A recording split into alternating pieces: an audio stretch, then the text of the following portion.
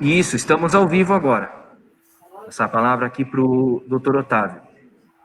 Como é que está a audiência aí? Já entramos? Tá. Já entramos. Então, boa tarde a todos. Eu sou Otávio Lixo, eu sou presidente do Núcleo Paraná, da Sociedade Brasileira de Geologia. Uma grande satisfação que o Núcleo Paraná promove essa série de palestras em comemoração ao Dia do Geólogo, que já aconteceu no dia 30 de maio, e essas palestras estão abordando a atualidade do conhecimento geológico do Estado do Paraná. Na diretoria da Sociedade Brasileira de Geologia, o Núcleo Paraná, me acompanham a diretora vice-presidente, professora doutora Eleonora Maria Vasconcelos, o diretor-secretário Marcel Besser, que está nos acompanhando nessa tarde, o diretor financeiro, professor Carlos Eduardo Mesquita Barros, o diretor de programação técnico-científica, professor Gilson Guimarães, Búrigo Guimarães, e o diretor de comunicações e publicações, professor José Paulo Pinese. Na organização desse evento, nós contamos com a colaboração da Associação Profissional de Geólogos do Paraná, cujo presidente é o geólogo mestre Andrés Psila, e do Departamento de Geologia da Universidade Federal do Paraná, cuja chefe é a professora doutora Bárbara Trascos. Então, nessa segunda-feira, dia 6 de julho, dando continuidade ao nosso evento, a nossa série de apresentações, assistiremos 2 palestras sobre a supersequência Bauru, no estado do Paraná. A primeira tratará da evolução tectono-sedimentar da Bacia Bauru e será apresentada pela geóloga doutoranda Liliane Maria Ktaxensko Manzano, que está cumprindo doutorado na UFPR, e a segunda sobre os grupos Bauru e Kaiowá, Cretáceo Superior, e será apresentada pelo professor Dr. Luiz Alberto Fernandes, da UFPR. Então, para não perder a continuidade das palestras, do conhecimento, nós abriremos o espaço para perguntas ao final das 2 apresentações. Então, agora nós vamos assistir à primeira palestra da tarde, Evolução Tectono-Sedimentar da Bacia Bauru, que será apresentada pela geóloga doutoranda Liliane Maria Manzano, da UFPR. A Liliane é formada em Geologia em 2008 pela Universidade Estadual Paulista, Unesp de Rio Claro, e foi bolsista CNPq e ANP durante a graduação. Ela fez o mestrado em Geologia pela Universidade Federal do Paraná, na área de Geologia Ambiental, linha de pesquisa Recursos Hídricos. Atualmente, ela é doutoranda em Geologia, da área de Geologia Exploratória, linha de pesquisa Análise de Bacias Sedimentares, do programa de pós-graduação em Geologia da Universidade Federal do Paraná, com a pesquisa Estratigrafia e Evolução Sedimentar da parte ocidental da Bacia Bauru, e é orientada pelo professor Luiz Alberto Fernandes.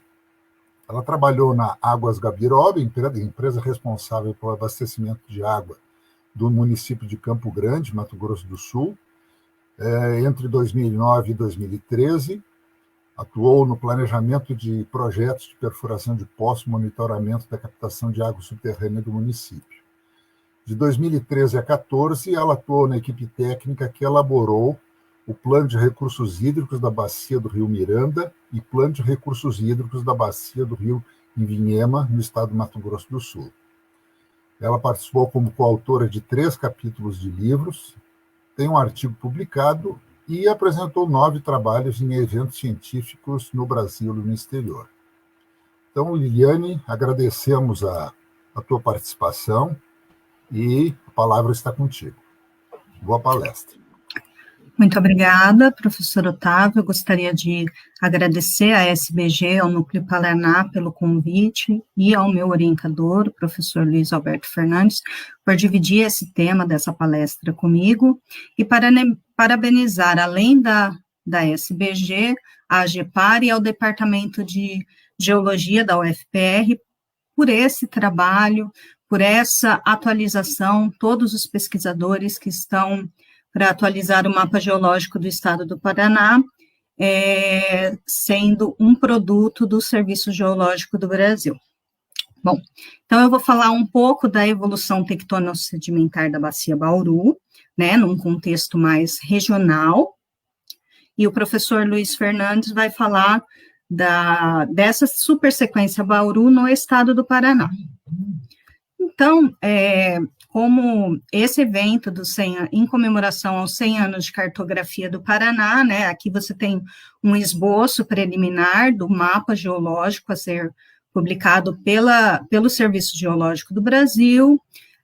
Os professores que já ministraram palestra sobre a geologia do Paraná, o professor Rodolfo Angulo falou sobre o litoral do Paraná, professor Leonardo Cury sobre o Vale do Ribeira, professor Fernando Wesley sobre o intervalo carbonífero-elpermiano, o professor Otávio sobre o Grupo Serra Geral. Então, eu e o professor Luiz falaremos da região noroeste do estado de São Paulo, do estado do Paraná, né, da supersequência Bauru e da Bacia Bauru. Bom, então, o que é essa Bacia Bauru? Então, ela é uma unidade tectônica distinta, proposta por Fernandes em 1992, instalada na porção setentrional da Bacia do Paraná. Então, ela tem algumas delimitações que coincidem com a Bacia Sedimentar do Paraná, como o surgimento do Alto Paranaíba, o Arco de Assunção e a Serra do Mar. Nesse esboço de Almeida, em 1983, ele relata algumas das províncias alcalinas associadas a esses limites, né? Aqui a Antéclise de Rondonópolis, proposta por Coimbra, em 1991, que ele separa aqui a Bacia Bauru, o limite da Bacia Bauru, né? Uma limitação geográfica da bacia, com a Bacia do Parecis. E aqui, as províncias alcalinas associadas à borda dessa bacia, na placa sul-americana. Então, na localização no país, né, da Bacia Bauru, nós temos a delimitação da Bacia Bauru e o deserto Kaiowá, né, a bacia, ela está presente nos estados de Minas Gerais, São Paulo, Paraná, Goiás, um pedacinho do Mato Grosso e Mato Grosso do Sul. Então, no Paraná, ela é composta da formação Rio Paraná, do grupo Kaiowá, a formação Goiôerê, a formação Santo Anastácio e um pedaço da formação Vale do Rio do Peixe. Aqui no estado de São Paulo, é a formação Vale do Rio do Peixe, a formação Presidente Prudente, formação Marília, formação Araçatuba e São José do Rio Preto. Lá em Minas Gerais, você vai ter a formação Marília, Santo Anastácio, Vale do Rio do Peixe e a formação Uberaba, que só ocorre nessa região. Em Goiás, você tem a formação Vale do Rio do Peixe e a formação Marília, e no Mato Grosso do Sul você tem 4 formações descritas. A Vale do Rio do Peixe, a formação Marília, a formação Santo Anastácio e um grupo Kaiowá indiviso, que aí entra a minha pesquisa de doutorado, que é uma proposta para dividir esse grupo. Bom, então, no contexto tectônico da Bacia Bauru, nós temos 2 hipóteses de formação da bacia, uma primeira de uma subsidência mecânica, né? Então, a Bacia Bauru, ela é composta por uma sequência depositada em uma depressão que tenha características próprias, que é a Bacia Bauru. Ela pode ser classificada como cratônica, continental interior, de subsidência principalmente mecânica, e essa área subsidente, ela forma-se pelo peso dos derrames do Grupo Serra Geral acumulados no Cretáceo Inferior. Então, aqui num esquema um pouco regional, você tem no Triássico Jurássico o surgimento regional da bacia, da região, você tem o magmatismo Serra Geral com a quebra do continente Gondwana e a separação, né, você vai ter uma subsidência termomecânica que cria um espaço de acomodação que propicia uma sedimentação, e após isso, no Cenozoico, você vai ter o soerguimento dessa área e a exposição aos processos erosivos. Então, uma fase inicial desértica, a gente considera no modelo da reconstrução da bacia. A partir do soerguimento das bordas e do magmatismo alcalino, você tem um aporte um pouco maior de água, formando uma fase eólica fluvial, e a fase atual, composta por alguns morros testemunhos da formação Marília, com uma cimentação um pouco mais resistente ao intemperismo, por uma cimentação carbonática e uma silicificação que é admitida hidrotermal. Bom, então, num esquema regional, levando em consideração a Bacia de Santos, aqui, no soerguimento da Serra do Mar, nós temos o magmatismo de borda com as alcalinas de Poços de Calda, alcalinas Taiúva, leques aluviais, rios entrelaçados e um deserto interior, no Cretáceo Superior, com silicificação hidrotermal, que após instalada a superfície sul-americana, né, de aplainamento, você tem esses morros testemunhos. Então, esse trabalho do Fernandes, de 92, que fala sobre a reconstituição paleogeográfica e a distribuição da vida no Cretáceo Superior, você tem aqui em amarelo os limites do estado, né, Paraná, São Paulo, Minas Gerais e Mato Grosso do Sul. Então, aonde você tem uma maior condição com água, você tem maiores condições de vida. Então, aí um outro modelo do contexto tectônico são por esforços compressivos influenciados pela orogenia andina. Então, Ricomini e Milani, eles relatam já esforços compressivos que são atuantes desde o Paleozoico. Coimbra também relata esses esforços do Cretáceo. E aí a Miriam Menegaso, em 2016, e colaboradores, eles consideram o preenchimento dessa bacia como uma resposta à carga supracrustal e a subsidência flexural resultantes da orogenia andina, sendo tanto a bacia Bauru quanto a de Solimões e Parecis, como províncias Bec-Bugey de um sistema de retroarco de antipaís. Então, o que é esse sistema retroarco de antipaís?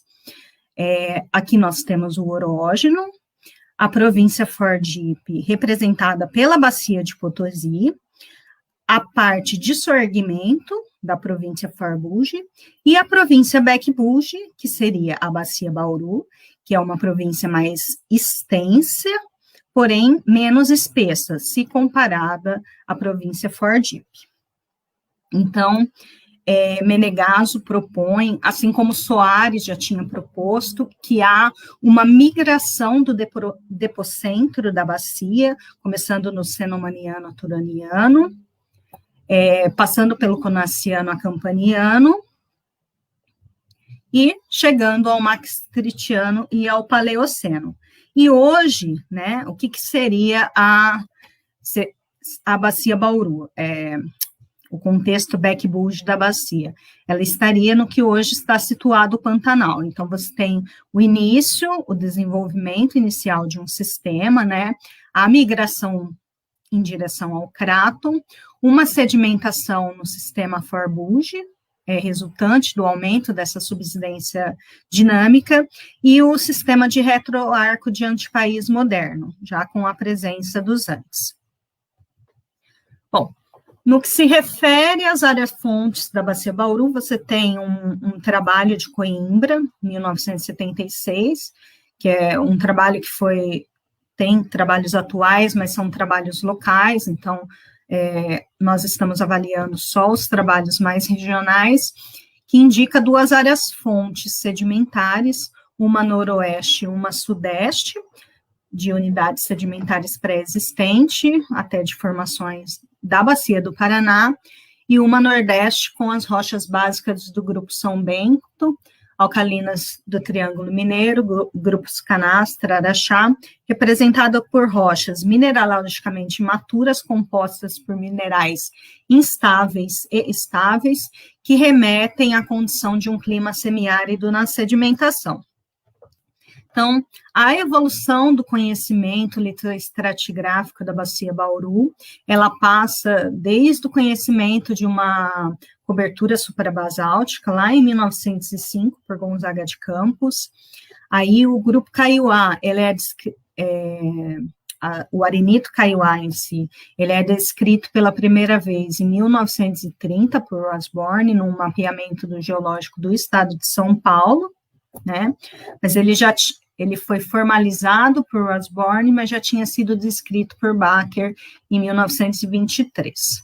Bom, aí tem essa fase pioneira, que é de reconhecimento de uma unidade suprabasáltica, uma fase de caracterização com estudos sedimentológicos, litológicos e fossilíferos, passando aos mapeamentos regionais e a uma colocação de uma estratigrafia regional, né, por Landinho Soares, Suguil, Coimbra, SBG, o IPT. Aí na década de 80, posterior à década de 80, você tem as revisões estratigráficas de Barcelos, Coutinho, Barcelos e Suguil, Fernandes, Paulo e Silva, Batezelli. E aqui eu ressalto um trabalho do Vesca, que ele trata do Cretáceo mato-grossense, não do Mato Grosso do Sul, do Mato Grosso mesmo, que eles propõem que se retire do mapa, né, o que hoje é dito como Grupo Bauru Indiviso, e adote-se que são as formações que ele cita nesse trabalho, como Bacia do Parecis. E os trabalhos num contexto tectônico de Fernandes, Batezelli e Menegaso. E hoje, né, quais são os trabalhos que são mais publicados da bacia? São de contextos paleoambientais, de fósseis, da influência da biota, né, até o último trabalho de Oliveira e Santucci, são como palinomorfos, principalmente da formação marília. Então, Basilite, Dalbó, Nascimento, Silva, Sampaio, Rodrigues, e aonde que são as concentrações desses trabalhos? Eles se concentram aonde tinha vida na bacia, no Cretáceo Superior. Então, se concentram em rochas do Triângulo Mineiro e da Formação Marília. Então, nos mapeamentos regionais, né, aqui nós temos o que foram mapeados em São Paulo, no Sudeste, Planalto Ocidental, regional, e dá-se ênfase ao trabalho de Soares, em 1980, que ele eleva as rochas sedimentares Bauru à categoria de Grupo Bauru. Então, Soares e colaboradores elevam o Grupo Bauru, né, vira um grupo, sendo composto pelas formações Kaiowá, Santo Anastácio, Adamantina e Marília. Depois tem algumas revisões que separam a formação Marília em membros Ponte Alta, Serra da Galga e Chaporã, e a formação Adamantina em Araçatuba, São José do Rio Preto e acho que Uberaba. A formação Santo Anastácio e a formação Kaiowá. Bom, aí quando começam os trabalhos de Fernandes e Coimbra, colocando o grupo Kaiowá e o grupo Bauru, sendo grupos conocorrelatos, e hoje o grupo Kaiowá, composto pelas formações Rio Paraná, Formação Goiôerê e Formação Santo Anastácio, e o grupo Bauru, Formação Vale do Rio do Peixe, Araçatuba, Presidente Prudente, São José do Rio Preto, Marília e Uberaba. Isso dentro da Bacia Bauru. Então, Bacia Bauru, composta por 2 grupos cronocorrelatos, Grupo Kaiowá e Grupo Bauru. E aí, na revisão das cartas estratigráficas da Bacia do Paraná em Milani e colaboradores de 2017, você tem a carta estratigráfica da Bacia do Paraná e essa sequência queretácea colocada como rachurada. Então, ela indica que é uma unidade tectônica distinta e a sedimentação distinta da Bacia do Paraná. Isso é utilizada na confecção do mapa geológico do estado do Paraná, no mapa geológico do estado do Mato Grosso do Sul, né? Ainda no Mato Grosso do Sul, com esse grupo Kaiowá indiviso. E agora, legal que teremos um mapa produzido pelo Serviço Geológico do Paraná com as mesmas denominações. Bom, então, um pouquinho só do grupo Kaiowá, o professor Luiz depois ele vai enfatizar cada uma dessas formações, mas o que eu tenho encontrado que é semelhante à formação Rio Paraná no Mato Grosso do Sul.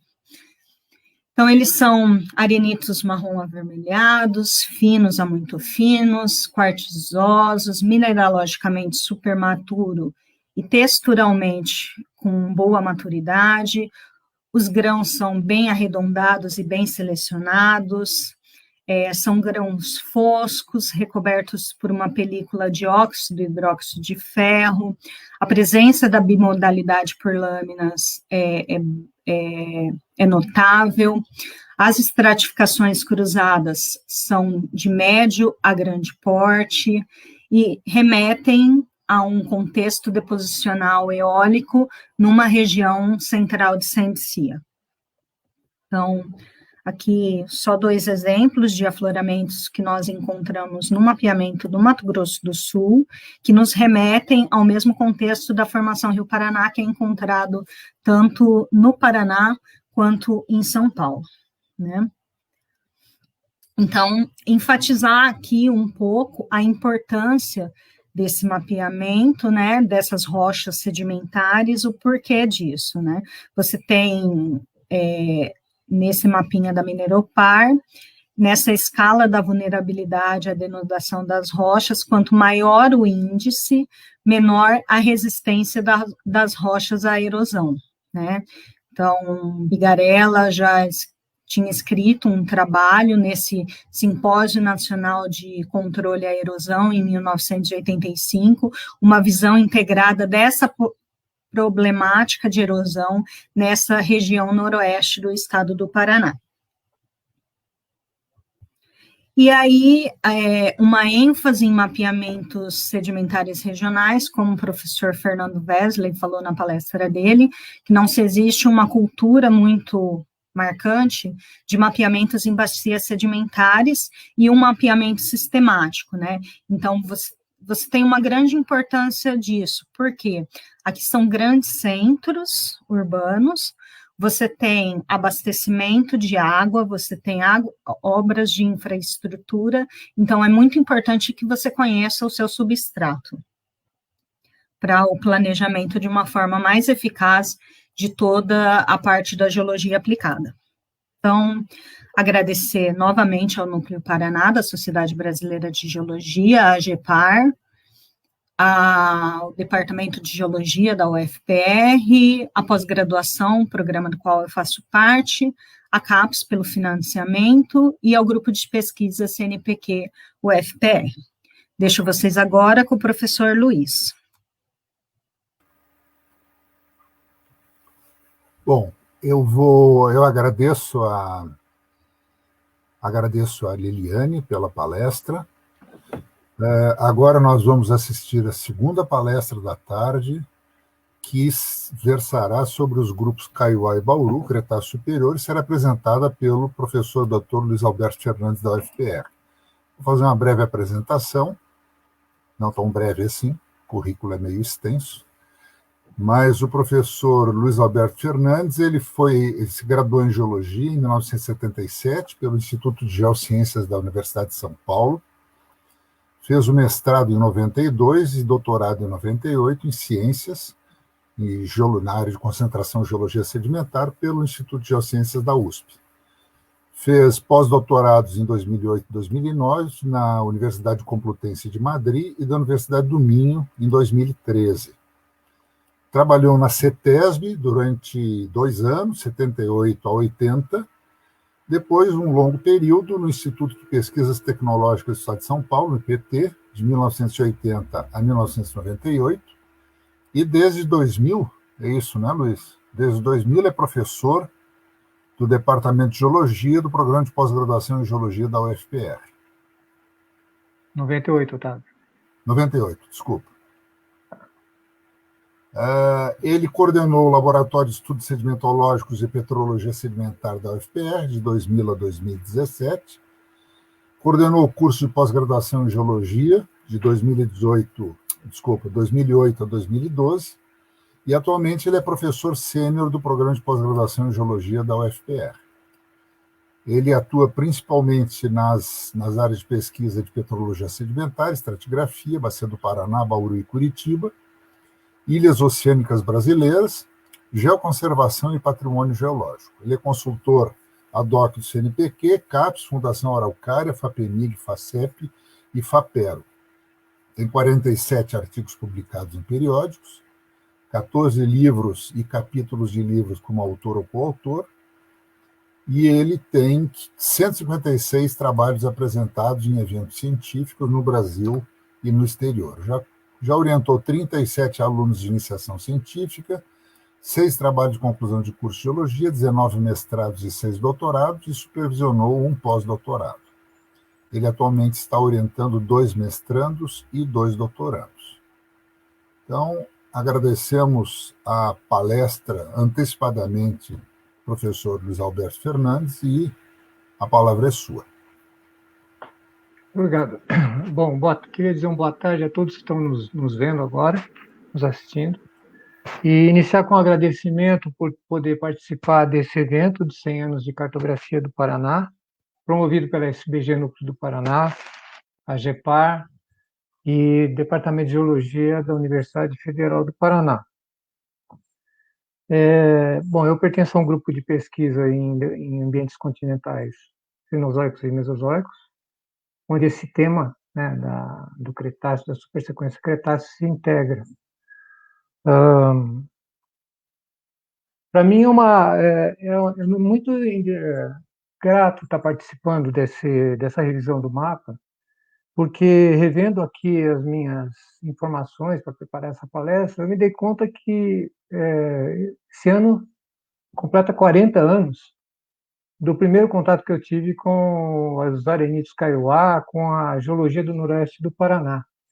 E então estar participando desse encontro, e que vai servir, né, de suporte, uma discussão para a atualização do mapa geológico do Estado, é muito agradável, é muito gratificante. Eu, nesses 40 anos, não deixei de trabalhar com a bacia, em alguns momentos mais, outros menos, mas sempre tive, tanto que agora a gente está retomando a parte oeste da bacia com a Liliane, né, para essa apresentação anterior. Então, agradeço esse convite, e ele vem em hora muito oportuna, de revisão de 40 anos de vivência com esse tema. Quando começou a revisão do mapa, em agosto de 2012, o geólogo Oscar Salazar, da CPRM, me convidou para trabalhar na equipe. Eles estavam começando os trabalhos de revisão, e justamente nessa época eu estava fazendo uma revisão do contato entre 2 unidades do Grupo Kaiowá, uma revisão cartográfica. Então, achei interessante, começamos a trabalhar. Depois houve algumas interrupções, quando em julho de 2018, a Mariane Brumati e o Marcel Bresser encabeçaram aí um início de uma retomada desses trabalhos para a apresentação do mapa revisto do Paraná. Então, enfim, essa abertura é um depoimento pessoal, e diz a satisfação de eu estar participando novamente de uma revisão, podendo usar tudo que eu tiver acumulado nesse período de 40 anos aí para servir a essa revisão. Bom, vamos então à minha palestra, o tema da palestra, que... Deixa eu abrir aqui.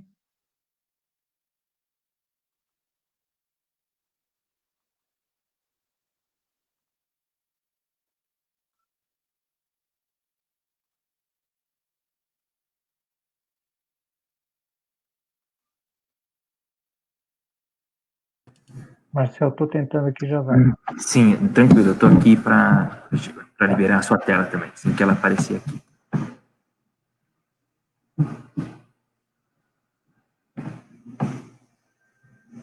É que eu não consigo... Veja ali, share screen, né, que a gente fez aquela hora. É.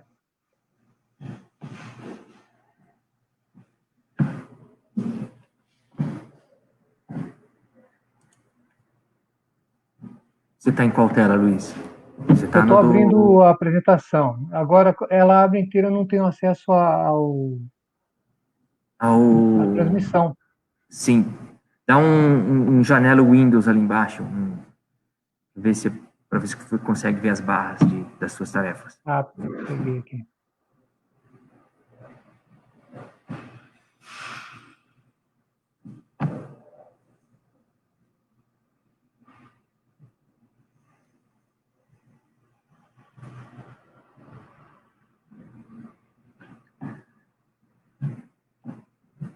Ali, veio aqui, eu vou compartilhar aqui para nós. Tá bem. Uhum. Obrigado. Você aí aqui, Luiz.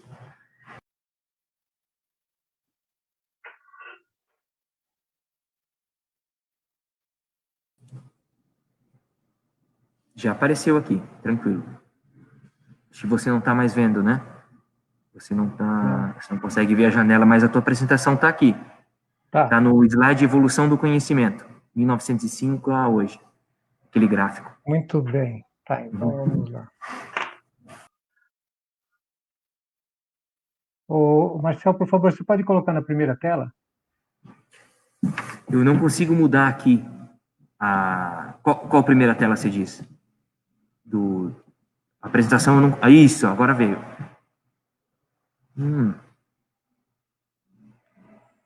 Volte ali na anterior do PowerPoint. Agora clica lá no primeiro slide. Acho que daí de boa, ele vai. Vai dar certo agora. Passa um aí para ver. Eu não estou tendo acesso ainda. Agora sim, Luiz. Legal. Já está no ar? Já está no ar, está certinho aqui. Eu aqui não estou vendo. Tá bom. Obrigado. Você consegue ver a tua apresentação agora? Consigo. Então beleza. Vamos lá. Valeu. Gente, desculpa aí o pequeno atropelo. Então, vamos ao tema da minha parte, né, em continuidade à palestra da Juliane, que é falar exatamente sobre a supersequência Bauru no estado do Paraná, onde essa supersequência corresponde, né, aos dois grupos litoestratigráficos, Kaiowá e Bauru.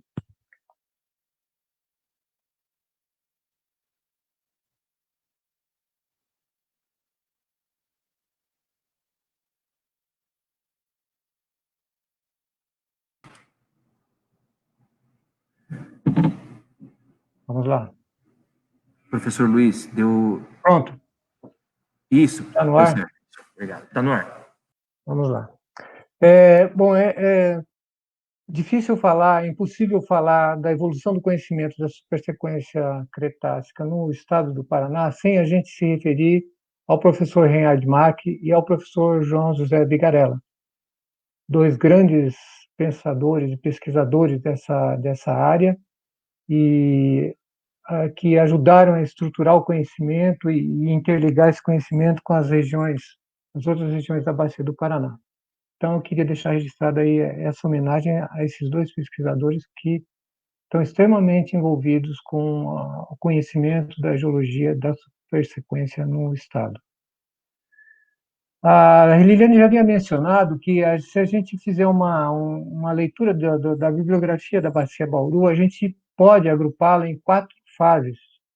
Uma fase pioneira, de primeiras descobertas, uma fase de caracterização das unidades, uma fase de mapeamentos regionais, onde a estratigrafia se desenvolveu melhor, e uma fase posterior de revisões e novas propostas de revisão parcial estratigráfica. Então, vamos começar pela primeira fase, a pioneira. Os depósitos arenosos suprabasálticos foram citados pela primeira vez na literatura científica em 1905, na região de Bauru, em São Paulo, que eram chamadas de grês de Bauru. Grês é uma denominação antiga para a gente, portuguesa, para arenitos. Então, Gonzaga de Campos, nessa época, na abertura de ferrovias para o oeste de São Paulo, descreveu pela primeira vez depósitos suprabasálticos, acima dos basálticos, que eram conhecidos como o topo da sequência até a época. Becker, em 1923, faz a primeira referência a arenitos kaiowá.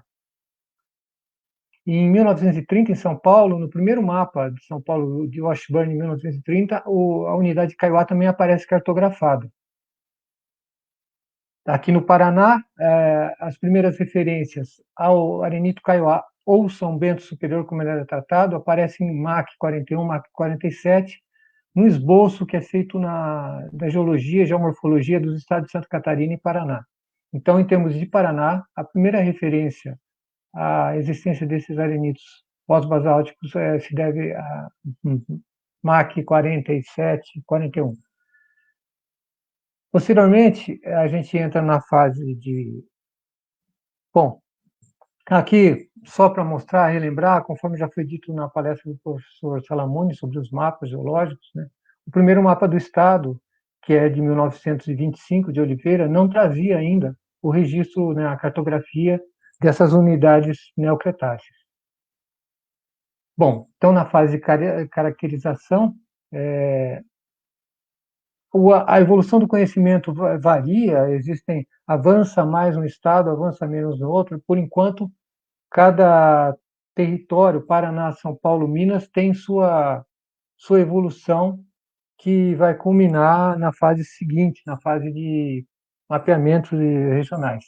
Mas nessa fase anterior de caracterização, ocorre uma intensa discussão da origem e posição estratigráfica da unidade kaiowá, a relação entre ela e a unidade Bauru, né? Houve muita discussão. Estudos de São Paulo e daqui do Paraná fazem caracterização dos arenitos. Tem estudos de Bigarella e outros estudos de São Paulo que acabam abordando um pouco do Paraná. Aqui está o primeiro esboço, né, de 1948 do MAC, onde já se insinua. São compartimentos geomorfológicos lá no noroeste do estado, já tem a ver com a existência dos arenitos suprabasálticos. A seção colunar proposta nesse mesmo trabalho, que coloca na parte superior os arenitos São Bento Superior, né, que como eram tratados kaiowá ou São Bento Superior, porque geneticamente eram considerados Botucatu e kaiowá como unidades de um mesmo evento desértico, apenas intercalado por derrames basálticos, né, uma visão primeira dessa estratigrafia aí, surgida no Paraná. Até que, em 1953, o MAC coordena o primeiro mapa geológico, onde aparecem as unidades neocretácicas, aqui em laranja, no noroeste, e é interessante a gente perceber que os traços gerais da geologia do Paraná já estão representados nessa época, mesmo, como já foi falado, sem todos os recursos que a gente tem hoje de sensoriamento remoto, de processamento, etc. Então, essas pessoas foram visionárias, eu imagino. Assim, elas tiveram muita sensibilidade para já detectar esses grandes traços da geologia, como nesse primeiro mapa do Paraná, onde a sequência neocretácea aparece, que foi feito em 53 por MAC. Então, a fase seguinte é de caracterização e do primeiro mapa paranaense cartografando o kaiowá. Vem a fase que eu chamei de fase de mapeamentos regionais, e é uma espécie de alinhamento estratigráfico, uma grande discussão, né? Em torno dos anos 80, final dos 70 e início dos 80, houve muita discussão para o estabelecimento de uma estratigrafia regional, que não ficasse só restrita a setores da bacia. Para o Paraná é importante também que, em 1977, nessa fase, Leonardi dá uma primeira notícia sobre paleontologia desse Cretáceo Superior, falando em pegadas em arenitos kaiowá da região Cianorte, Indianápolis. Então, esse é um registro interessante também para a geologia do estado. Nessa fase, então, se estabelece uma estratigrafia que dura por bastante tempo e até hoje é usada, do Soares 80, IPT 80, a parte do Suguil 80, 81. Então, existe uma série de trabalhos dessa época que fixou mais ou menos uma estratigrafia na forma de camadas sobrepostas que a gente usava na época. Com a evolução da estratigrafia de sequências, houve a possibilidade de se tratar o relacionamento dessas unidades litoestratigráficas de um modo mais genético e de um modo mais lateral, ou seja, que as variações num mesmo contexto deposicional poderia produzir depósitos ou associações de faces de depósitos diferentes, mas contemporâneos ou conectados ao processo genético único na formação de uma sequência.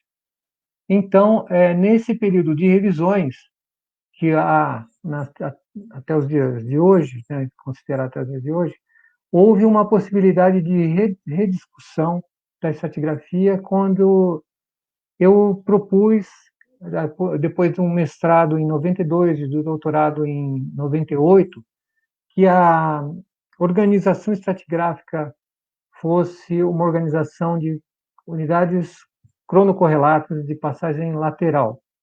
Então, é nesse momento em que eu proponho o Grupo Kaiowá, nesse período, né, de estudos, o nome Bacia Bauru e a designação Deserto Kaiowá por essa parte da bacia que é essencialmente eólica. A Carta ao Milionésimo do Brasil, da CPRM, editada em 2004, adotou essa estratigrafia mais horizontalizada, vamos dizer assim. Em 2007, Milano e Tial adotaram também essa estratigrafia lateral, né, para a sequência suprabasáltica, neocretácea. O mapa da Mineropar, a Mineropar lança lança um mapa em 1989, coordenado pelo professor Biondi, mapa geológico do estado, onde o Cretáceo, a formação Kaiowá ainda entra como um grupo, como uma formação, aliás, não está na categoria de grupo. Essa forma de tratar os depósitos neocretáceos continua similar nas revisões de 2000 e 2005 da Mineropar, e felizmente a gente vai agora poder atualizar essa parte da cobertura suprabasáltica no noroeste do estado no próximo mapa coordenado pela CPRM. Da parte paleontológica, 2 destaques também. Em 93, eu tive a oportunidade de publicar uma nota curta dizendo de um achado fóssil, o primeiro osso fóssil encontrado no Paraná, que não permitiu muitos estudos, porque eram fragmentos muito genéricos de osso, foi interpretado como um tetrápode, um osso de tetrápode por paleontólogos. E tem uma explosão, depois eu falo um pouco mais, de Manzig, a partir de Manzig 2014, Etial e colaboradores, uma explosão aí nos achados fossilíferos que revolucionaram o conhecimento paleontológico da cobertura suprabasáltica. Então, aqui dois mapas da Mineropar, o de 98 eu não consegui a imagem, mas são 2 mapas onde a gente não percebe muita mudança na parte da supersequência Bauru. O mapa aqui está, então, se esboçando ser feito, onde deveremos integrar finalmente essa subdivisão proposta desde 92, mas agora vai se tornar presente também no nosso mapa estadual. Então, essa proposta de subdivisão da antiga formação Kaiowá, né, agora Grupo Kaiowá no estado, vai apresentar 4 unidades litoestratigráficas da bacia, que compõem a supersequência, né? 3 delas pertencentes ao Grupo Kaiowá e uma, que está em verde aqui, que pertence ao Grupo Bauru. Essa supersequência tem preservado uma espessura no máximo em torno de 500 metros, que a gente obtém se dado por poços perfurados nos arenitos e topos de morros mais altos. O substrato dela, todo o estado do Paraná, é com o Grupo Serra Geral. Aqui eu peço desculpa, aliás, para o Otávio List, que algumas figuras antigas ainda vão aparecer com o Grupo São Bento, Formação Serra Geral, mas eu não tive tempo de refazer as figuras. Aqui em texto eu consigo. Então, o embasamento dessa bacia é o Grupo Serra Geral, que é do Cretáceo Inferior, e a supersequência corresponde, em termos litoestratigráficos, a 2 grupos, Kaiowá e Bauru. Retoma essa figurazinha que a Liliane já apresentou antes, que eu acho ela muito interessante, que naquele período em que houve uma séria discussão sobre a posição estratigráfica das unidades, das grandes unidades Kaiowá e Bauru, quem era a basal e quem era de topo, Mesalira e Arruda tiveram essa ideia, não sei com base em quê, porque não se falava em estratigrafia de sequências, talvez pelo seu conhecimento de campo e de perceber a passagem gradual natural dessas unidades, e propôs esse esquema que é um cartoon, é uma simplificação do que hoje se acredita, né? São unidades que coexistiram e se desenvolveram e que passam gradualmente de uma para outra, pois faziam parte de um mesmo trato de sistemas desérticos semiáridos. Então, vejam essa estratigrafia atual que a gente adota, é bem similar a essa passagem gradual entre os 2 grupos, quando eu caminho para o interior, da borda para o interior da bacia. Aqui, então, está destacado em verde, nesse círculo verde, as unidades da sequência, da supersequência que ocorrem no estado do Paraná. Formação Rio Paraná, Goiorê e Santo Anastácio, que são pertencentes ao grupo Kaiowá, que compõem o grupo Kaiowá, e um pouquinho da formação Vale do Rio do Peixe, que é representante do grupo Bauru. Então, aqui um modelinho regional, simplificado do contexto deposicional da bacia, aqui marcado com esse tracejado laranja, a região que afeta o Paraná, que seria o ambiente deposicional da supersequência no Paraná, onde a gente tem praticamente depósitos desérticos, né, praticamente um trato de sistema desértico, que se estima em torno de uns 100 mil quilômetros quadrados teria tido esse deserto, pelo que se conhece hoje, pelo que tem de área à disposição dos arenitos.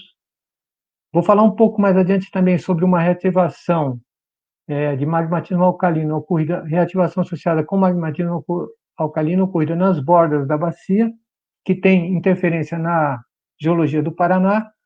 A evolução diagenética, pelo que se conhece da bacia, ela indica que não houve muita compactação, muita litificação dessas rochas, elas chegam no estado mesodiagenético, início da mesodiagênese, atestado por uma compactação química pequena, um pouco de contatos suturados apenas. Então, isso na prática indica que a sequência toda não sofreu soterramento marcante, ela tem início da mesodiagênese como um registro máximo, e a gente tem a fase erosiva, né, que a bacia se encontra atual, que expõe algumas partes que tiveram alguma cimentação mais intensa, não devido à resistência pela diagênese, mas por alguns locais de silicificação mais intensa e de cimentação carbonática de paleossolos e calcréticos, como é o caso da formação Marília, que não vamos tratar aqui porque não temos representação dessa unidade no Paraná. E também é importante ressaltar que a passagem gradual desses grupos litoestratigráficos, ou dessas unidades litoestratigráficas, reflete uma transição de ambientes e, portanto, por consequência de processos deposicionais. Então, a relação lateral dessas unidades é de gradação e de passagem de registros de ambientes diferentes dentro de uma grande bacia, dentro de um trato de sistemas. Então, como disse, quando a gente olha a supersequência no Paraná, ela pega praticamente depósitos eólicos de um grande deserto de cerca de 100 mil quilômetros, o deserto Kaiowá. Temos litoestratigráficos. O grupo Kaiowá é composto por 3 formações. Eu vou apresentar um pouquinho mais de informações delas a seguir. Formação Rio Paraná, a formação Goiuerê e a formação Santo Anastácio. Aqui uma imagem mostrando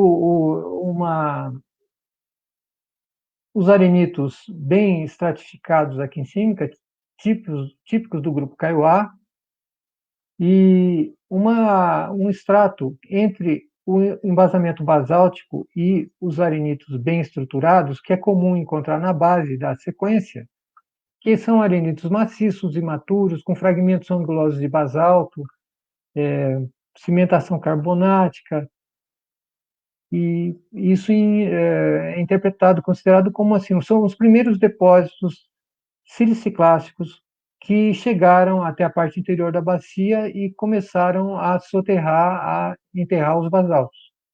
Porque esses materiais vinham das unidades paleozoicas e do embasamento mais antigo, extra mancha basáltica, né? Então, eles, para chegarem até aqui o interior, esse basalto permaneceu em ambiente semiárido, exposto algum tempo, então o máximo que a gente tinha eram fragmentos de rocha basáltica angulosa que foram misturados com uma areia inicialmente mal organizada, que depois o vento começa a transformar em dunas e forma então a sequência mais estruturada assim.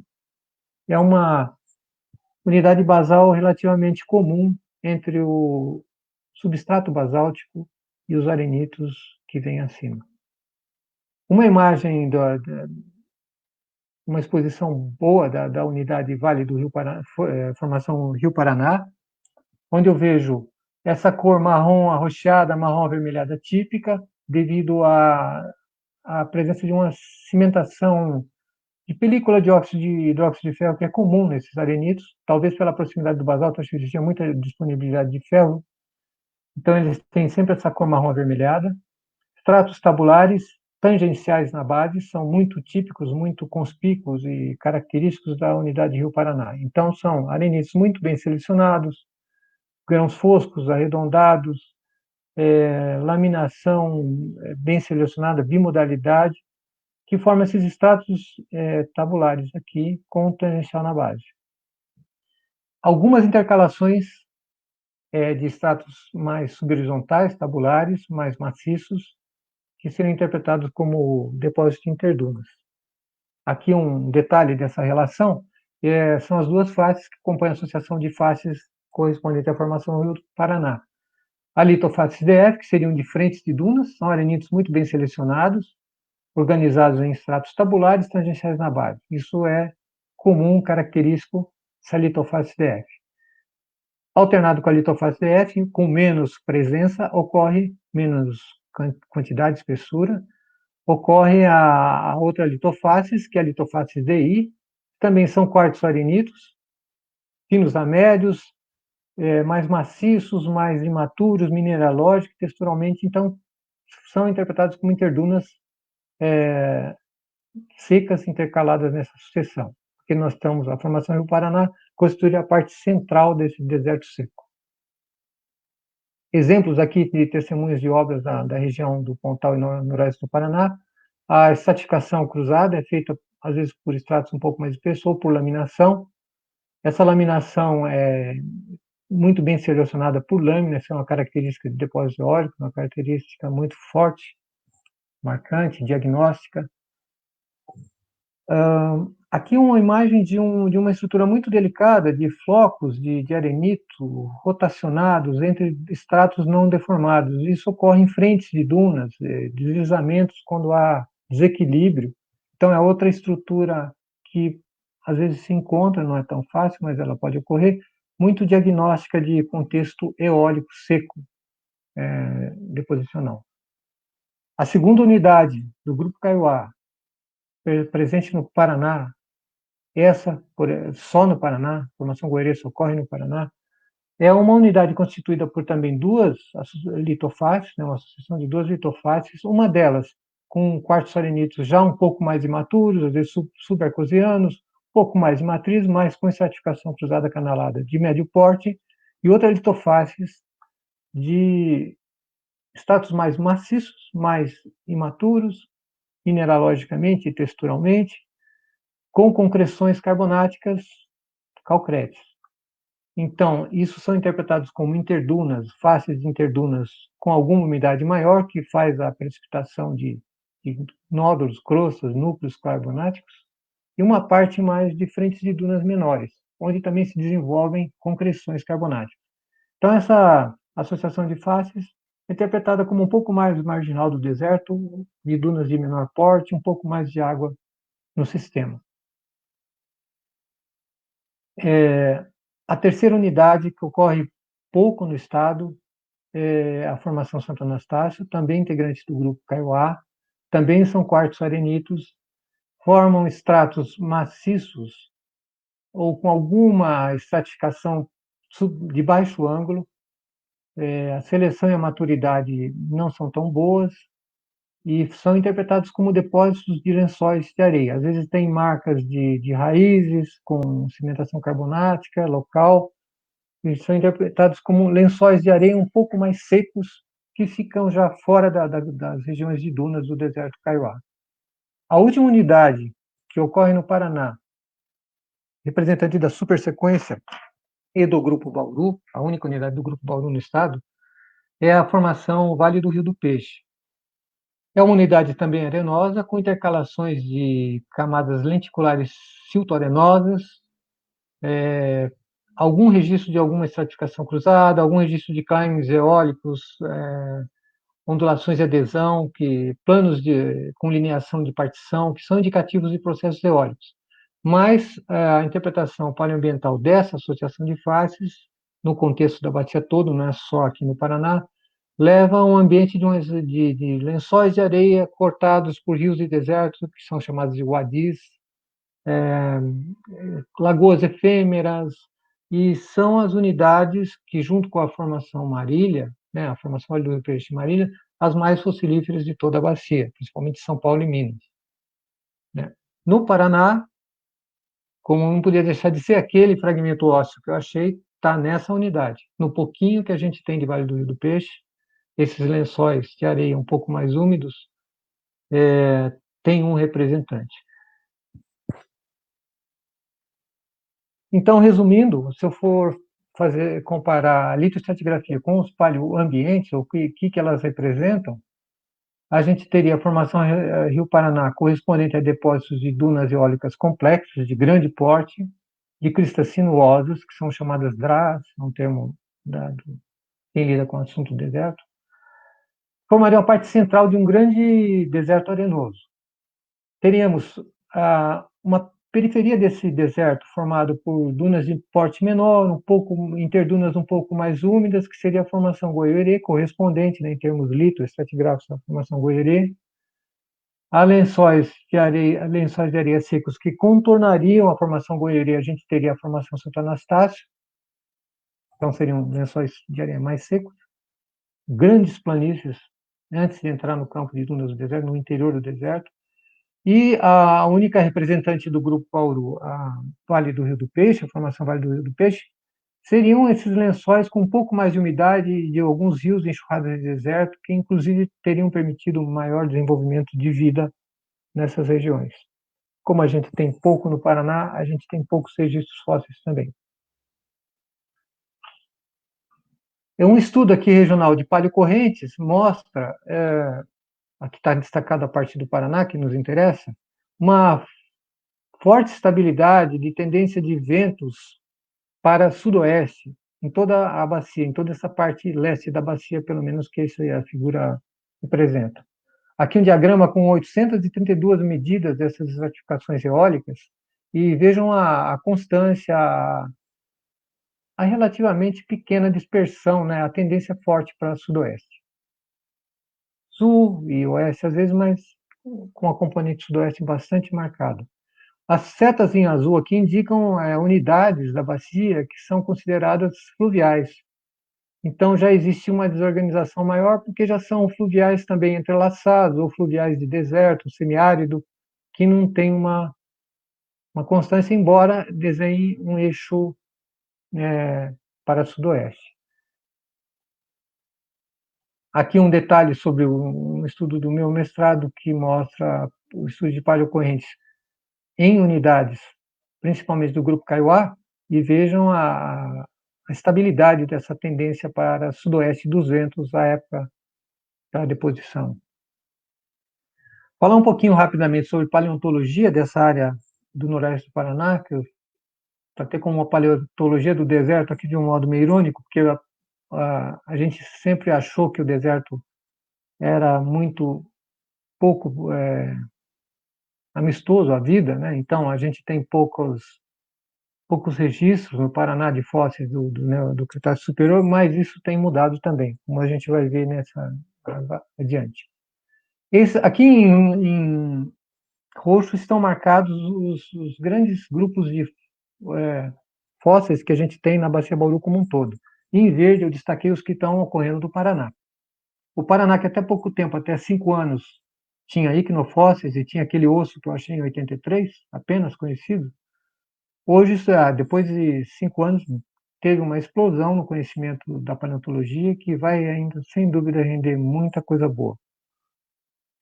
Então, quando se fala em paleo na parte do Paraná aqui da bacia, tem as pegadas apontadas por Leonardo de 77, na região de Cianorte, pegadas em arenitos Kaiowá. Os ossos de tetrápode que encontramos em 1993, na região de Santo Inácio. Deixei aqui anotado também que na região da usina de Porto Primavera, no extremo oeste de São Paulo, foram encontrados equinofósseis muito próximos da divisa com o Paraná e que também a gente já comentava nesse artigo, nessa publicação, que eles eram indícios de que a vida chegava até o interior do deserto seco. Só não imaginávamos que chegava de uma forma tão intensa como vem vindo desse tsunami fossilífero aqui da bacia, que começa com a publicação em 2014 de um achado na região de Cruzeiro do Oeste de camadas com muitos ossos de pterossauros. Então, Manzig et al., em 2014, notificou, né, e apresentou Kaiowajara Dobruski, um pterossauro brasileiro e paranaense, ou pelo menos morto no Paraná. Em 2015, Simões et al. Publicaram Gueragama sul-americana, um tipo de lagarto. E, por fim, em 2019, o primeiro dinossauro paranaense foi encontrado também na mesma região, o chamado Vespersaurus paranaense. Aqui, só para ilustrar, as camadas do arenito Kaiowá muito bem desenvolvida, a formação Rio Paraná, na usina de Porto Primavera, próximo quer dizer, na divisa com o Paraná, né, com o estado do Paraná, e as pegadas que haviam sido descritas, que foram atribuídas a pequenos répteis e alguns mamíferos já talvez primitivos, que pega esse período. Uma ilustração desses trabalhos recentes de paleontologia, do Langer, de 2019, onde ele coloca as pegadas de Cianorte e Indianópolis, que são as de Leonardo de 1977, as de Porto Primavera, que eu acabei de mostrar, que a gente descobriu lá na beira do rio Paraná, e pegadas novas que estão aparecendo agora na região de Cruzeiro do Oeste, essa região rica desses achados de vertebrados répteis mais recentes. Então, aqui só para ilustrar esse local de Cruzeiro do Oeste, a imensidade, a quantidade de informação que eu vejo numa imagem dessa, né, são camadas com muitos ossos, onde foi descrito Kaiowajara, uma mandíbula muito bem preservada, muito bem completa também desse Gueragama sul-americana, foi apresentado em 2015, na mesma região, e, por fim, ossos também que levaram à proposição desse primeiro dinossauro paranaense, onde não seria muito grande, cerca de 1,60 m de comprimento, mas tem partes muito bem conservadas e em posição de articulação até. Interessante também ressaltar que, na nossa concepção, esse quadro é de um trabalho nosso de 2015, a idade da supersequência, Bauru, seria entre o Coniaciano e o Maastrichtiano, reunindo vários tipos de informações que já existiam até o momento.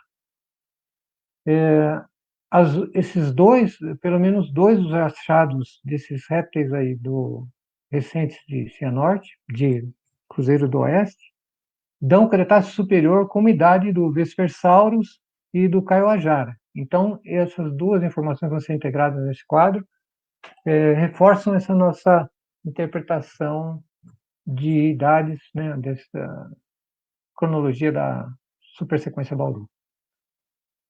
Falando rapidamente também, a Liliane citou a questão dos limites com altos estruturais regionais, e associados a esses limites existem vários corpos alcalinos do período de deposição da bacia Bauru. Então, a gente só existe uma intercalação de analcimitos em São Paulo, que foi considerada contemporânea à sedimentação, mas são rochas muito alteradas ou com pouco potássio, então elas não permitiram uma datação precisa. Mas esse magmatismo alcalino, na parte do Paraná que nos interessa, teve uma participação interessante. Bom, aqui um gráfico também reunindo a quantidade de registros de idades, então veja que o período da deposição da supersequência tem eventos alcalinos interessantes. Para o Paraná tem a seguinte implicância. Aqui nós temos esses limites vermelhos, são do Arco de Ponta Grossa, os limites do Arco de Ponta Grossa, noroeste, estrutura regional noroeste. Em azul marinho escuro aqui, é uma direção estrutural regional, talvez até neotectônica, que condiciona o Rio Paraná em vários trechos. Quando eu fiz o mestrado, a gente chegou a descer o Rio Paraná de barco, e 30 quilômetros de barco, e existem trechos de centenas de metros muito retilíneos. Isso a gente observa nas imagens. Estou dizendo isso porque existem dois sistemas de estruturas regionais bem marcados, o Arco de Ponta Grossa e essas direções nordeste, onde temos grande concentração de arenitos silicificados. Arenitos silicificados que chegam a dar condições de sustentar relevo pela resistência à erosão. Então, existem algumas ocorrências maiores. Essas ocorrências, em alguns lugares, afetam várias unidades estratigráficas juntas. Então, o caráter de guia estratigráfico ou de algum evento marcado no tempo não acontece. São, ao contrário, essas ocorrências de arenitos bem silicificados, como os Três Morrinhos aqui do Paraná, apresentam direções compatíveis com as estruturas, que devem ter sido condutos desses fluidos quentes que propiciaram a silicificação. Aqui ao lado, só para ilustrar, na região de Umuarama tem, por exemplo, feições como essas, dobras curvas da estratificação da formação Rio Paraná, entre intervalos não deformados, que foram interpretados como sismitos, ou seja, deformações penecontemporâneas por sismos ocorridos na bacia, sismos talvez relacionados a esse tectonismo e magmatismo alcalino. Então, aqui tem uma imagem dos Três Morrinhos, uma vista aérea, mostrando que eles, apesar de serem chamados de Três Morrinhos, eles são uma unidade retilínea, um morro contínuo, reto, e essa direção aqui é N50W, mais ou menos, é a direção das estruturas do Arco de Ponta Grossa. Esse processo, então, como teria se dado? A sedimentação eólica, entre 60 e 90 milhões de anos, por volta de 80, onde tem um pico dessas manifestações de magmatismo alcalino fora da bacia, a gente teria ascensão de fluidos hidrotermais por zonas, estruturas regionais, controladas por estruturas regionais. Com o passar do tempo, os areniscos não silicificados são expostos à erosão e remoção, até que a gente chega à situação de hoje com enselbergues sustentados por esses arenitos, ou morros de testemunhos, como o Morro dos Três Morrinhos, na região de Terra Rica, no Paraná. Aqui uma imagem desse campo. O arenito, quando se silicifica, ele fica um pouco mais claro, um pouco mais homogêneo, mas ainda a gente consegue, às vezes, identificar a estratificação tabular cruzada típica da formação Rio Paraná, que é quem está silicificado neste caso. Petrograficamente, a gente tem um arenito bem selecionado, limpo, geralmente grãos monocristalinos, bem arredondados, e os arenitos Kaiowá, como disse, tem uma película de óxido de ferro comum, frequente, que reveste. Essa película nos ajuda a descobrir, a perceber qual o grão original qual a relação de contato entre esses grãos antes da silicificação e o quartzo sintaxial crescido por esses fluidos hidrotermais, né, trazidos por esses fluidos e cimentados. Aqui uma outra imagem com um pouquinho mais de detalhe, mostrando novamente os grãos originais, que eu reconheço através dessa verniz, essa películazinha de hidróxido de ferro, que é normal, comum. Duas fases, nesse caso aqui, eu vejo de cimentação por quartzo sintaxial. E aqui eu percebo ainda essa parte que são poros. Aqui está com resina e corante azul, então, às vezes, a silicificação não consegue obliterar totalmente os poros. Mas vejo que a relação dos grãos de contato são contatos pontuais ou planos, e que isso reforça aquilo, como eu disse, que não houve uma diagênese muito intensa quando houve essa silicificação. Então, em geral, os arenitos dessas unidades de formação do Paraná, Goerê, têm um grau de compactação química inicial só, não houve muito soterramento, muita diagênese. Lembrar também que, bom, ultimamente existe um esforço não mundial, em escala do país e no estado, da gente reconhecer o patrimônio geológico e tentar alguma política de conservação e de proteção desses locais que testemunham a história do planeta e a história da geologia dos territórios, das áreas. Aqui tem dois exemplos de eventos já feitos antes dessa preocupação mais sistemática, vamos dizer assim.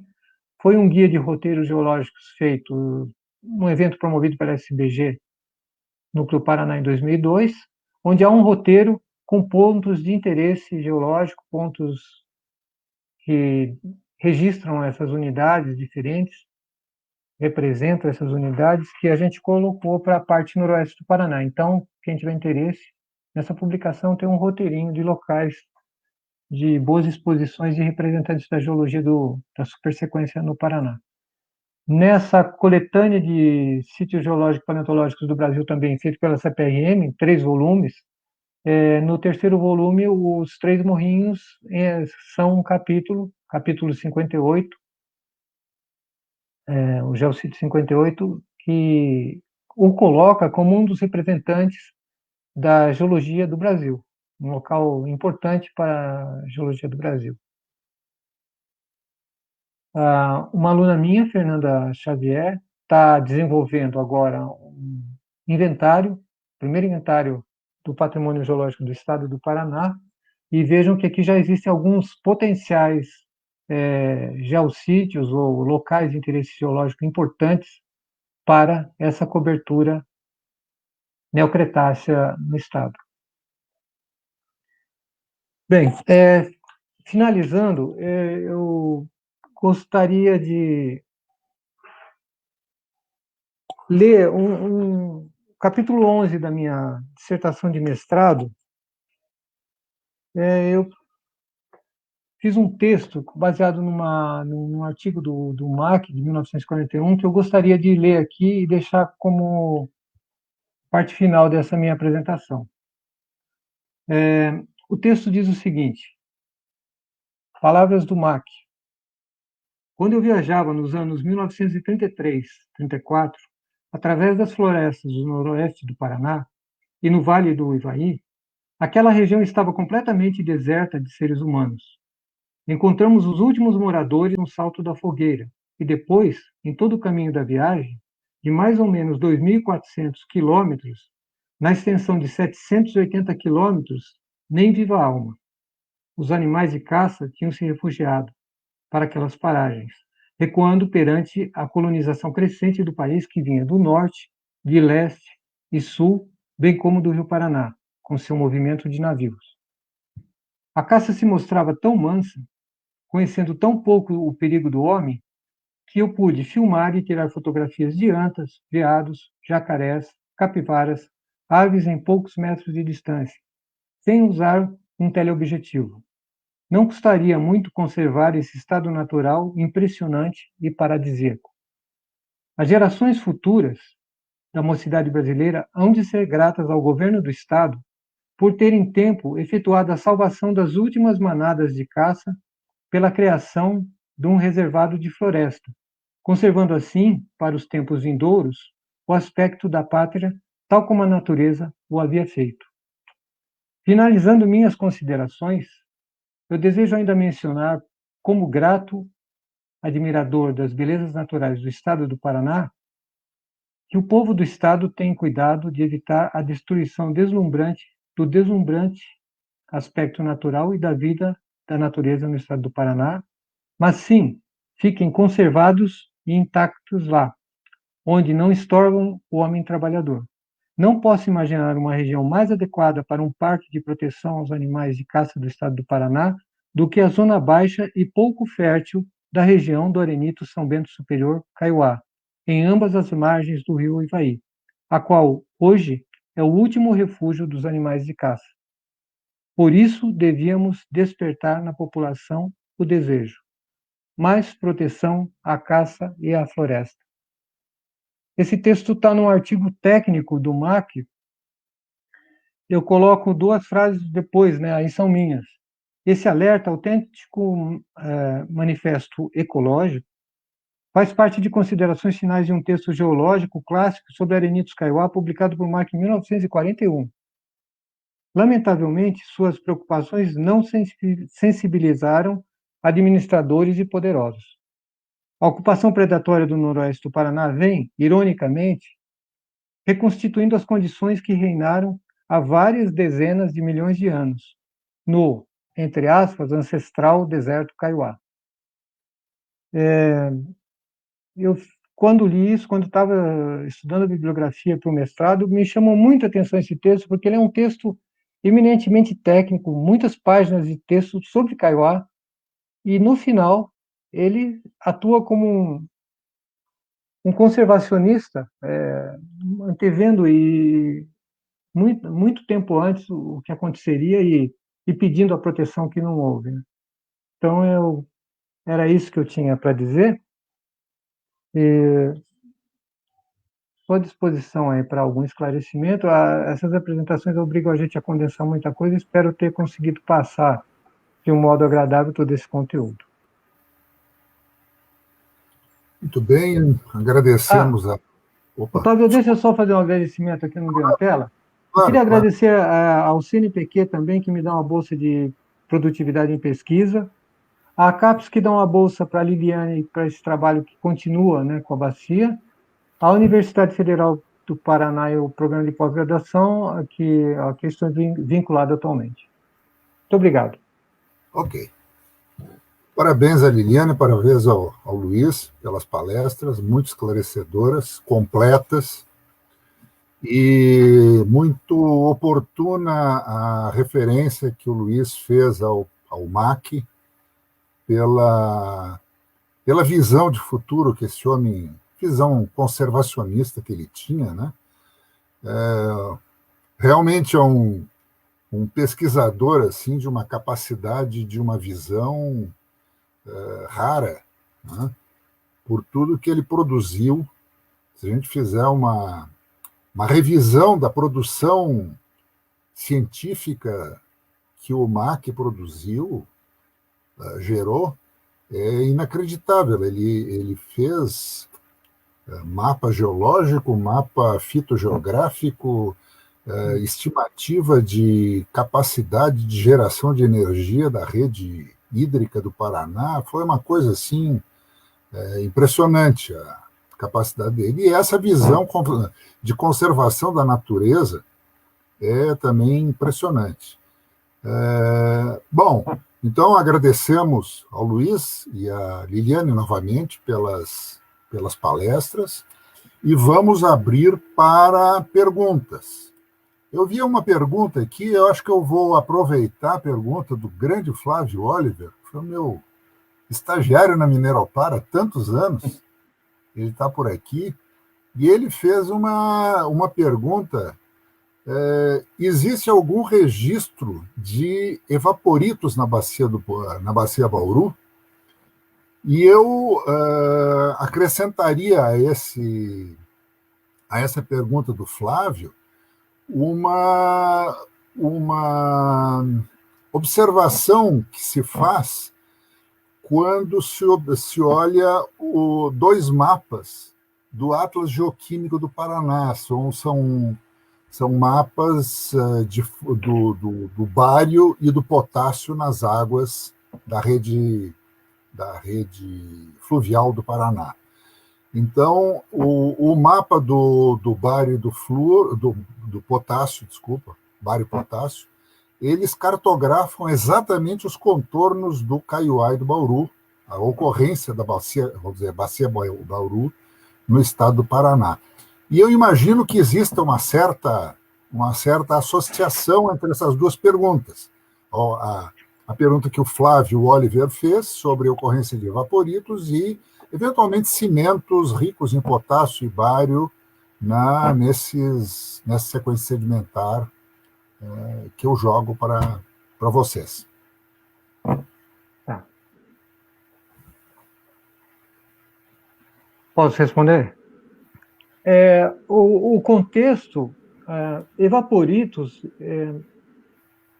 ele fala no Paraná, né? Eu não tenho conhecimento de depósitos significativos de evaporitos.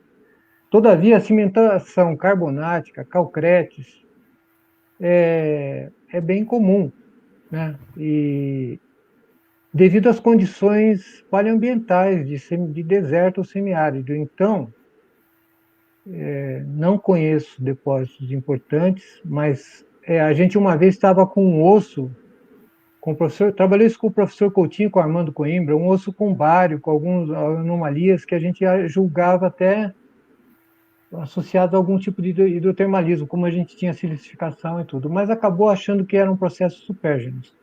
Mas, assim, eu, resumindo, não conheço, mas acho que não ficaria espantado se eu encontrar algum depósito, principalmente nas zonas mais carbonáticas, onde a base da sequência sempre tem uma cimentação um pouco mais frequente, às vezes cimento só, às vezes formação de nódulos. Eu acho que poderia ser algum indicativo, né, para essa... Mas, efetivamente, não conheço. Isso no Paraná, né? Se a gente for lá mais para Minas, para a parte do Triângulo, aí já muda um pouco. A gente tem na formação marinha, a gente tem uma cimentação muito mais intensa, aí já começa a mudar a história.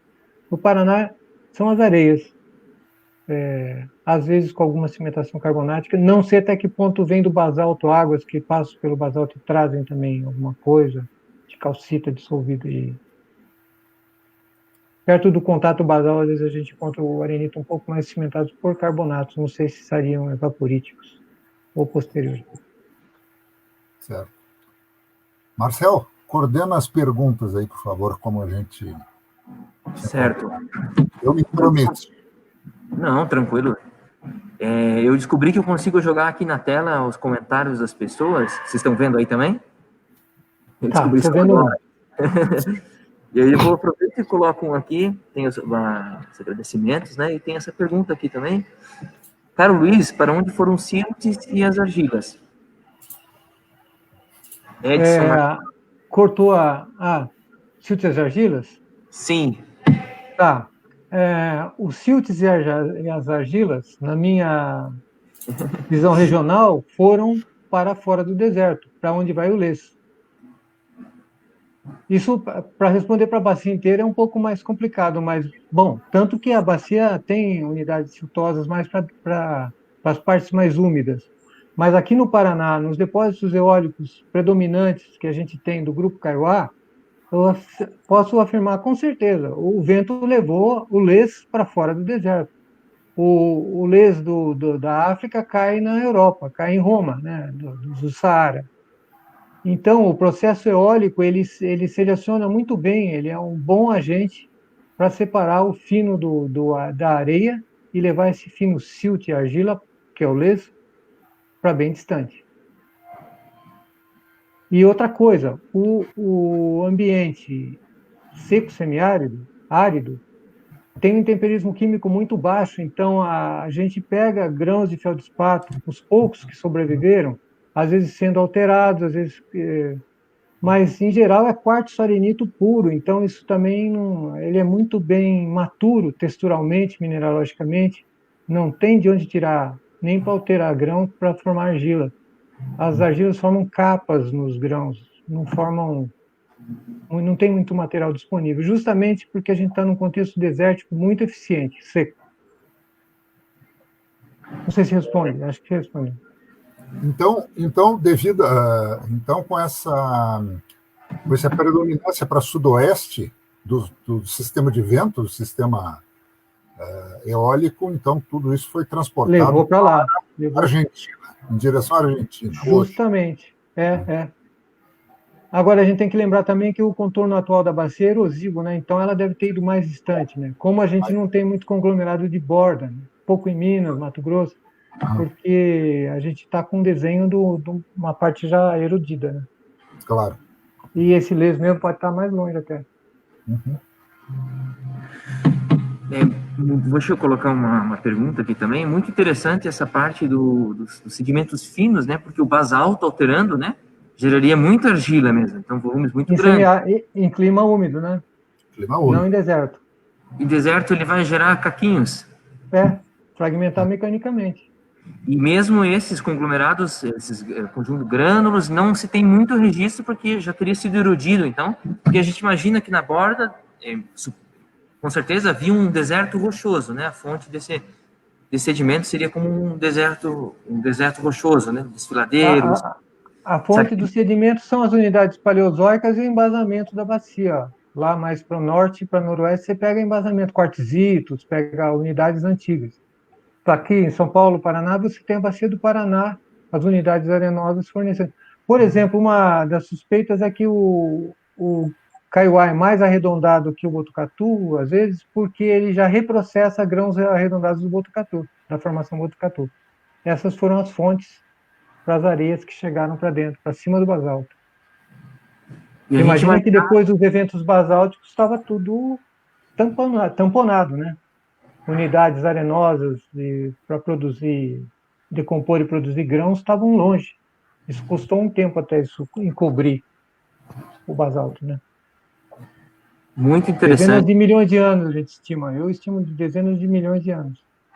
Um hiato entre a exposição de basalto e a chegada dessas areias que estavam vindo lá de fora. E aproveitando esse assunto, a pergunta do José Augusto, será que existem relatos de conglomerados diamantíferos na formação de Santo Anastácio? Não.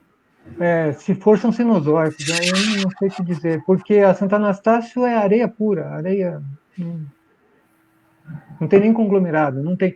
A Bacia Bauru tem problemas, as grandes cidades que estão na Bacia Bauru têm problemas com a areia para construção, porque, em geral, a areia é muito fina, média, pela própria constituição dos depósitos arenosos que predominam na bacia inteira, não só no Paraná, agora estou falando. E para a construção civil que precisa de areia mais grossa, você tem que buscar fora, bem longe, centenas de quilômetros. Cidades do interior da Bacia Bauru têm problemas com fonte de areia grossa para construção civil. Uhum. Porque ela, em essência, é formada por areia média fina. Conglomerados muito poucos. No interior, então, nada. O Oliver ainda pergunta, foi na palestra da Liliane, que ele perguntou, né, se podia detalhar um pouco mais a silicificação hidrotermal na bacia. Quais são as evidências e onde ocorre? O professor deu alguns exemplos, né? Lili, quer falar alguma coisa? Liliane está sem microfone. Agora com o microfone.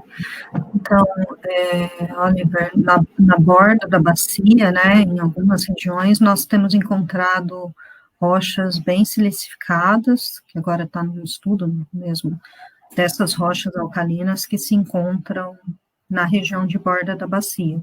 Então, os indícios de campo, né, que você tinha pedido, a gente encontrou alguns veios, né, em algumas rochas, e a localização aqui do Paraná é nos Três Morrinhos, né?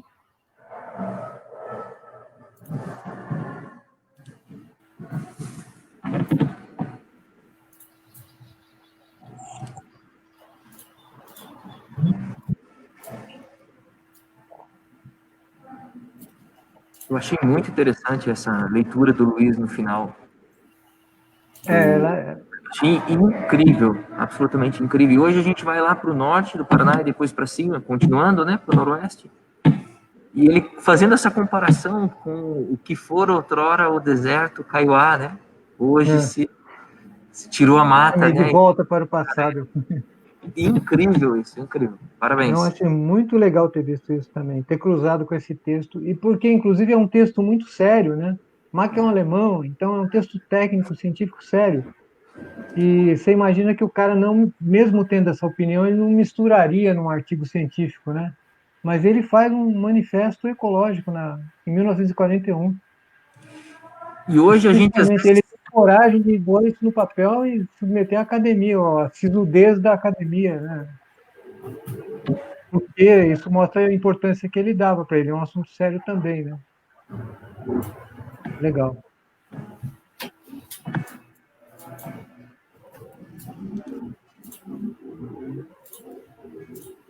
Bom, mais alguma pergunta para o pessoal, vamos dizer, um chamado para o pessoal que está assistindo? Vamos ver aqui.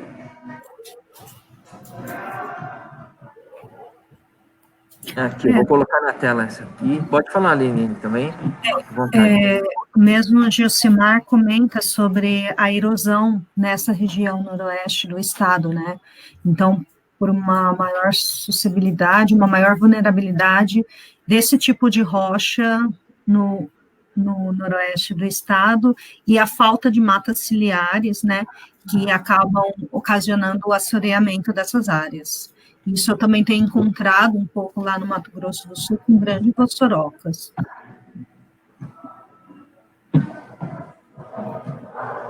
Eu coloquei aqui na tela o comentário dele, né? Esse que você comentou, né, Diane? Isso mesmo. E aí ele coloca essa pergunta depois aqui também, né? Acho que em sentido de reflexão, né? Uhum. Eu respondo que eles continuam não dando ouvido a muita coisa. Importante.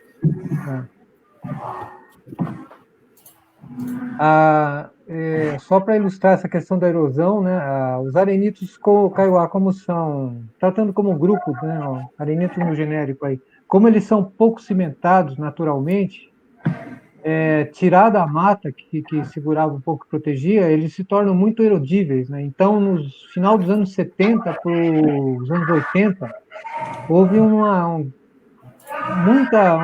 a evolução de Vossorocas que adentraram cidades do noroeste do Paraná, comprometeram a estrutura das cidades mesmo, ruas, casas, e houve um movimento grande, um programa de contenção de erosão. Eu já estava lá pelo IPT, quer dizer, convivendo com o IPT, eu não trabalhava no IPT ainda, mas eles participaram disso, e o Bigarella organizou um grande seminário nacional, a Liliane mencionou isso aí, que ele descreve, bom, como o Bigarella também, como o Mach, fala de vegetação, de economia, fala dos arenismos da geologia. Foi um grande simpósio por conta da erosão do noroeste do Paraná, que foi uma grande campanha de contenção, que o problema está se tornando muito sério. Até hoje, né, descuidou, a erosão continua atuando, porque os arenitos, e como previu o Mach, não dão bons solos para a agricultura, não deveriam ser preservados como uma mata. Depois que eu desmato, eles ficam muito suscetíveis à erosão, perdem solo, perdem a capacidade agrícola, e é o que se passa. Mas tem um livrinho da ADEA, uma associação que o Bigarella fundou, a Associação de Defesa e Educação Ambiental, durou décadas, deve existir ainda, mas assim, teve uma atuação importante na questão da erosão. Tem até uma publicação especial sobre esse seminário nacional. A Liliane mostrou a referência lá na apresentação dela. Quem quiser depois, dá uma olhada também, quem tem interesse, o pessoal da geografia, é um documento histórico, né? Tem coisas mais atuais também, mas é um documento importante de caracterização do meio físico e discussão da questão da erosão. O professor Salamuni também, eu coloquei o comentário dele na tela, ele lembra também de Bigarella, né, como um dos grandes que se preocupou e lutou muito contra a erosão na porção paranaense da Bacia Bauru. Essa que eu acabei de falar, né? A questão da ADEA, né? À frente da ADEA ele fez bastante coisa. Bigarella. A gente tinha, na época, eu era presidente do Núcleo de São Paulo, a gente fez uma entrevista pelo Jornal do Geólogo, que era um jornalzinho que era distribuído para o Brasil inteiro pela SBG, e a gente fez uma entrevista aqui na frente do Centro Politécnico com o Bigarella, quando eu conheci ele pessoalmente. Eu já conheci ele da literatura, e aí a gente, junto com o Valdir Ponsano, que é um outro grande geólogo paulista, a gente fez uma entrevista para o Jornal do Geólogo com o professor Bigarella, que era um dos nossos ídolos, que a gente conhecia da literatura e por estar trabalhando com o assunto Kaiowá, né? Mas é isso aí, bem lembrado.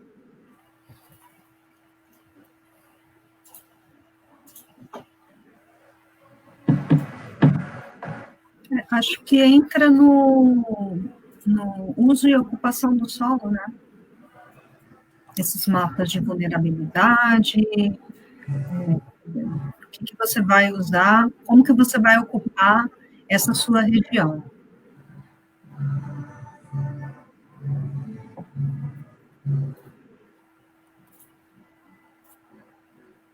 Bom, eu acho que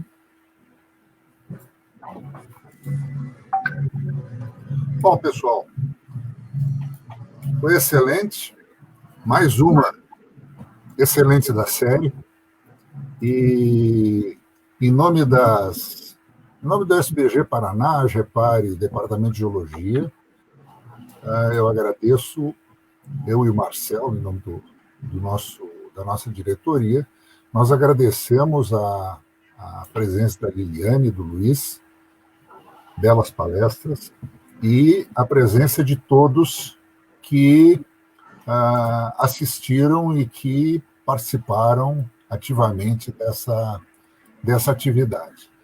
Então, já convido para a próxima palestra, não vou dizer que seja a última, mas a próxima palestra aí, que vai acontecer no dia 13 de julho, próxima segunda-feira, com o professor Eduardo Salamuni, que fará uma apresentação da tectônica cenozoica da Bacia Sedimentar de Curitiba, estado da arte e aplicações. Tá? O Marcel, no mesmo horário, 15 horas, na próxima segunda-feira. O Marcel já colocou aí o link para os certificados dessas palestras de hoje. Deixo aberta a palavra para alguém, para a Liliane e para o Luiz, se quiserem fazer um fechamento. Só agradeço a oportunidade. Tá, eu gostaria de agradecer essa oportunidade. Como eu falei no começo, eu acabei com isso fazendo uma espécie de uma introspecção aí nos 40 anos desde o IPT, dos mapeamentos regionais. A gente fez muito mapeamento regional no noroeste do Paraná. Eu nasci em Marília, estava perto do Paraná e conheci os rincões do noroeste do Paraná nessa oportunidade. Então, que pudesse ser útil, estar participando desse mapa também quando o Oscar me chamou pela primeira vez e depois a Mariane, foi interessante retomar esse assunto. Estou à disposição, se alguém quiser também procurar a gente.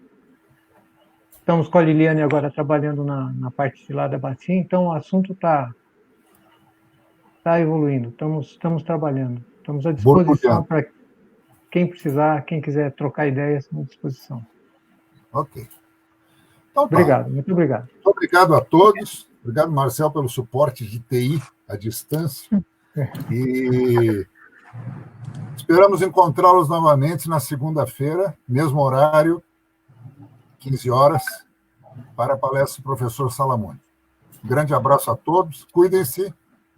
Quem puder, não saia de casa. Não saia de casa. Um abraço. Valeu. Tchau. Tchau.